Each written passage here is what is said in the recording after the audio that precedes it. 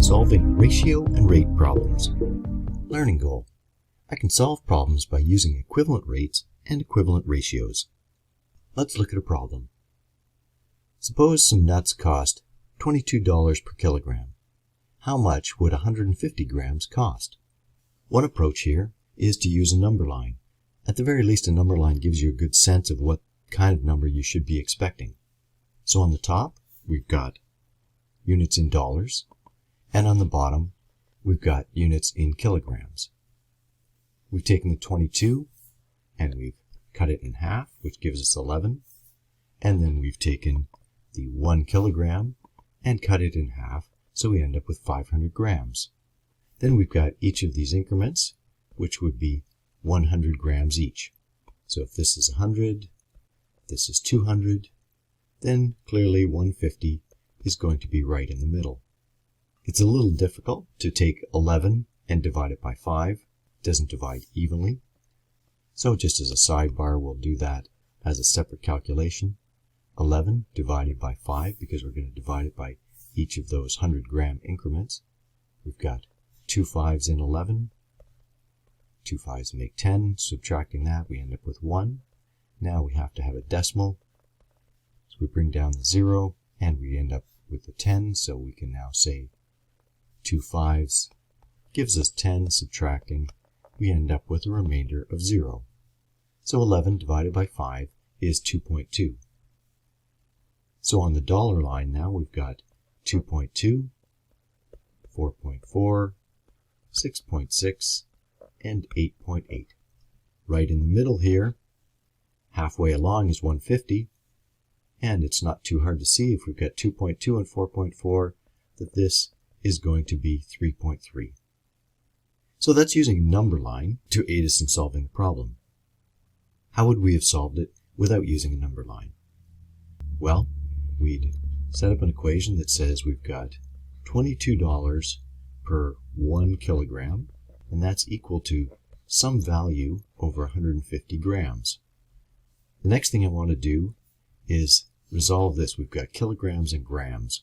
So I'm going to change this to be $22 over 1,000 grams, because of course there's 1,000 grams in a kilogram, so that's equal to X over 150 grams.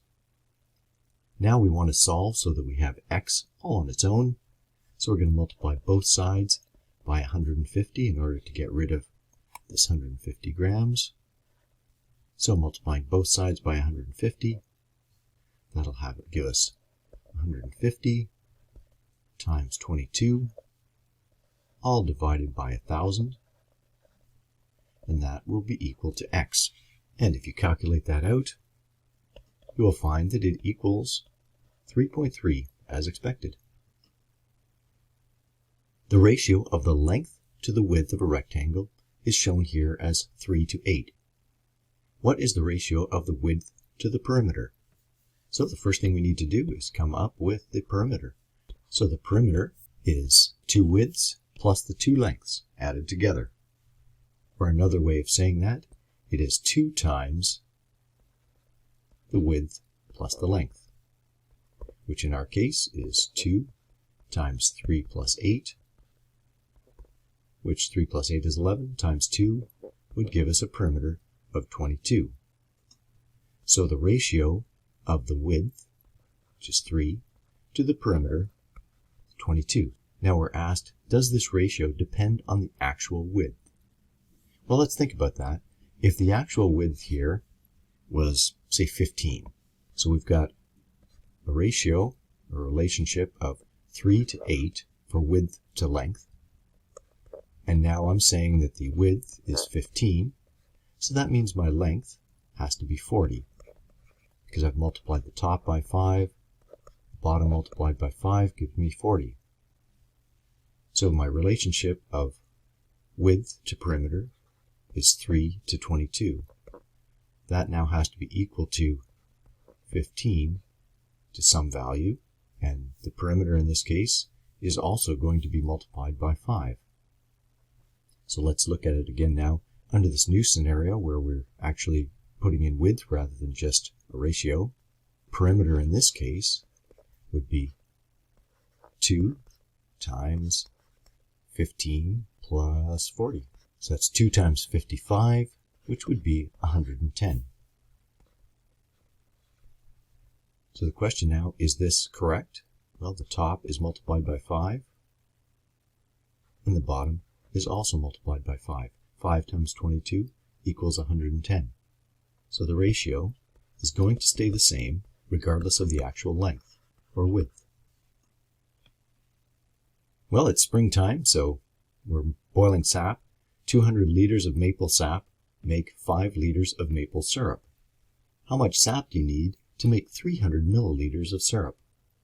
So it takes 200 liters of sap to make 5 liters of syrup.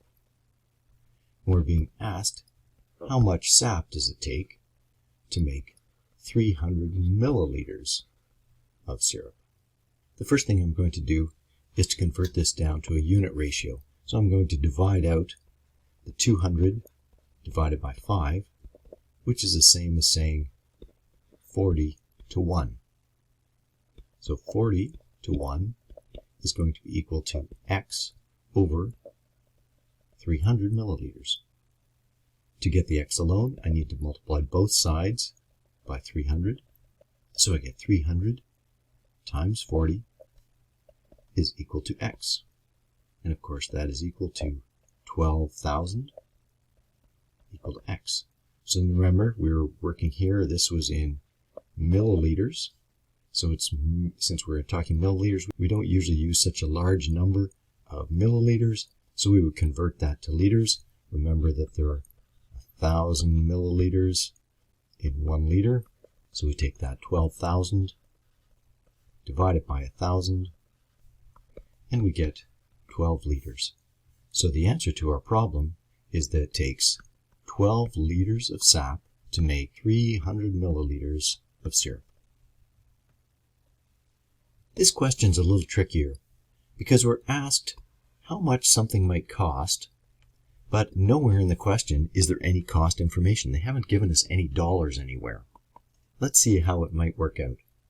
So there's some price X for 150 grams of beans, and that's equal to the same price for 250 grams of rice.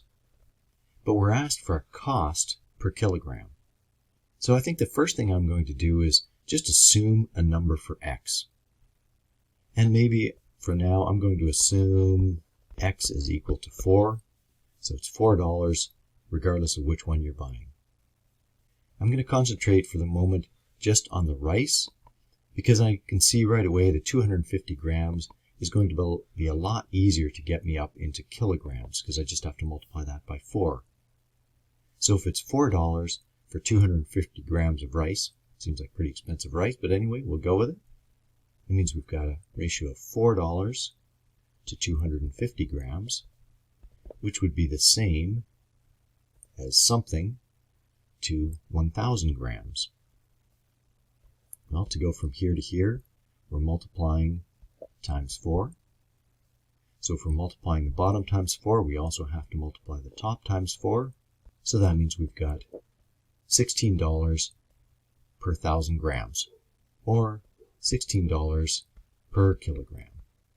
So now we've got a price per kilogram for rice. Now we need to use that information to figure out the cost per kilogram for beans. Since we've assumed a price of $4, that's going to get us 150 grams of beans.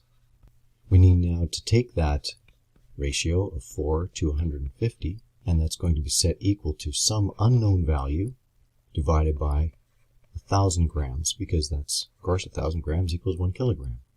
Now all we need to do is solve for y. We do that by multiplying both sides by 1,000. So we've got 1,000 times 4 divided by 150. That's going to be equal to y. When you multiply that out, you end up with y is equal to 26.67. A recipe calls for 375 grams of flour for every 50 grams of sugar. How much flour would you need if you used 125 grams of sugar? So we start off, we've got a ratio of 375 grams of flour, and that's being compared to 50 grams of sugar. And we're being asked how much flour would we have if we had 125 grams of sugar. Multiplying both sides by 125, we have 125 times 375 divided by 50. That's going to give us our answer. 937.5 equals X. Therefore, you would need 937.5 grams of flour. Another method for solving the same problem, if I look at the ratio of the number of grams of sugar that I want to end up with and compare it to the number of grams of sugar that I started out with, I can also use that method to figure out what the final value of sugar should be. So I end up with 125 grams of sugar, and I started with 50 grams of sugar. If I divide 125 by 50, I end up with 2.5.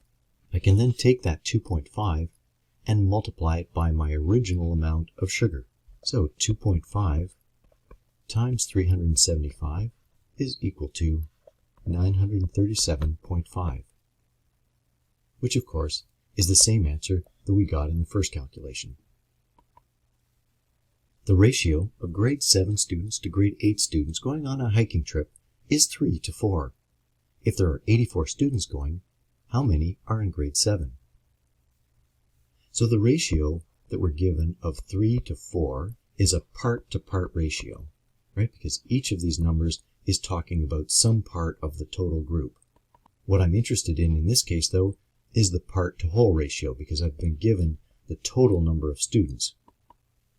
So the ratio of grade 7 to the total students is equal to 3 divided by the total, which would be 7, right? Because of each part, it's 3 and 4. 3 plus 4 gives us 7. So once I've got that ratio of 3 to 7, I need to then say how many actual students is that compared to the total of 84. I solve that by multiplying each side by 84. So I get 84 times 3 divided by 7 is equal to X, which in this case, X is equal to 36 students. Therefore, there are 36 grade 7 students. Lesson summary. A double number line can help for estimating or calculating the solution to a rate or ratio problem. For example, a car is going 90 kilometers per hour, and you want to know how long it will take to travel 25 kilometers. You can see that the number 25 on the distance line matches 16 2/3 minutes on the timeline. Therefore, it'll take 16 2/3 minutes for the car to go 25 kilometers. Now, while this is a useful tool for estimating, I'm not sure that many of us could have figured out that this point was exactly 16 2/3. However, it is a fairly useful estimation tool, knowing that the number we should have ended up with was going to be somewhere between 15 and 20, and likely closer to 15. Equivalent ratios, or equivalent rates, can be used to solve most problems involving ratios or rates. Solutions to rate problems often use unit rates. For example, suppose you're trying to figure out how much 250 megabytes of data costs if a monthly data plan is $9 per gigabyte. Since 1 gigabyte is 1,000 megabytes, you can rename the rate of $9 per gigabyte as $9 per 1,000 megabytes, then figure out the price for 1 megabyte of data. Effectively, what you're doing there is calculating the unit rate for 1 megabyte of data. You can see the calculation here. We've taken the $9 per 1,000 megabytes, dividing that by 1,000, and you end up with $0.009 per megabyte. You can then multiply both terms by 250 because you're trying to figure out what 250 megabytes is worth, and you end up with $2.25 for 250 megabytes of data. Key terms. Double number line is a pair of number lines built on different units that are used to compare two quantities, with each line representing one of the quantities. For example, A double number line for the rate of speed compares distance marked on one line and time on the other. Equivalent rates are rates that describe the same comparison of two or more quantities in a different form. For example, a rate of 60 km per hour is the same as a rate of 120 km for 2 hours, or 1 km per minute. Equivalent ratios are ratios that describe the same comparison in a different form. For example, in a group of 8 adults and 6 children, the ratio of adults to children is 8 to 6, or 4 to 3 if you reduce it. Rate is a comparison of quantities that are in different units. For example, $2 for 6 items, or 80 km per hour. Ratio is a comparison of 2 or more quantities. For example, if there are 5 adults and 3 children in a group of 8, the ratio of adults to children is 5 to 3, or written as 5:3. Unit rate is when two quantities are compared in a rate. The unit rate tells how one quantity matches a unit of one of the other.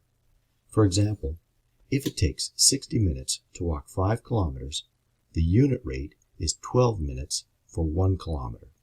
So the key there is that we're getting one of the units to be 1. In that case, it was kilometers.